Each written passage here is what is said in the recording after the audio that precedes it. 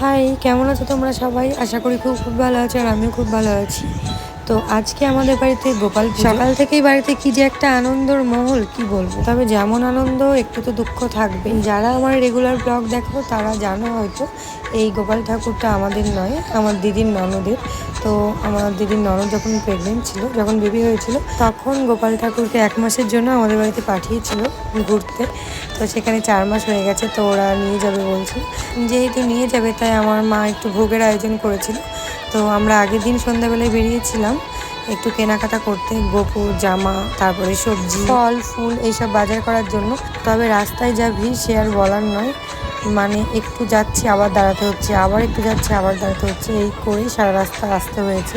চলো এবার আসা যাক পরের দিনের ব্লগে। তো এখানে মা সকাল সকাল ঘুম থেকে উঠে সব আয়োজন করতে শুরু করে দিয়েছে একা হাতে। তবে জানো তো, সকাল সকাল স্নান সেরে ঠাকুর ঘর সাজানো, আর তার সঙ্গে গোপাল কি ড্রেস পরবে, কি ভোগ বানাবো, সব মিলিয়ে একটা ব্যস্ত দিন। তো চলো আজকে আমাদের গোপু সোনার জন্য কি আয়োজন করা হচ্ছে সেগুলি তোমাদের সাথে শেয়ার করব। তো স্কিপ না করে পুরো ভিডিওটা অবশ্যই দেখো। তো এদিকে আমি উঠে আমার জন্য একটা চা বানাচ্ছিলাম, আর এই যে পাতাগুলো কুচি কুচি করছি, অনেকেই চেনো সরবানা পাতা। তো আমার একদম গলা বসে গেছিলো, সেখান থেকে একটু পদে এসেছি আর কি এই সরবানা পাতা খেয়ে। তো একটু পরে আমাদের চিনি বুড়ি আর দিদি আসবে। চিনি যেহেতু স্কুল ছিল, আর আজকে ছিল ইন্ডিপেন্ডেন্স ডে, তো সেই জন্য আর কি ওদের লেট হয়ে গেছে আসতে। দেখো আমাদের ছোট্ট গোপাল কি সুন্দর ড্রেস পরেছে হলুদ রঙের। সাজাতে গিয়ে যে কি আনন্দ লাগে সেটা সবাই বুঝতে পারে। আর বাড়িতে কোনো পুজো মানে শাঁখের আওয়াজ, ধূপ ধুনোর গন্ধ, পুরো বাড়িটা একদম ধর্মীয় পরিবেশে ভরে গেছে। আর পূজা করার সময় মনের মধ্যে একটা আলাদাই শান্তি পাওয়া যায়। তো এদিকে দিদি মালাটা সেট করে পরিয়ে দিচ্ছে। আমাদের বাড়িতে মনটা সবারই খারাপ, কারণ এতদিন গোপাল ছিল, তো এখন জামা কাপড় সব ভাঁজ করে দিতে হচ্ছে, কারণ গপু চলে যাচ্ছে ওই বাড়িতে। কেমন লাগছে আমাদের গপুকে অবশ্যই কমেন্ট করতে ভুলবে না। এদিকে একটা একটা করে রান্না কমপ্লিটও হয়ে যাচ্ছে। আমার কাজ তো কমপ্লিট হয়ে গেছিলো, তাই আমি চলে গেছিলাম পড়াতে।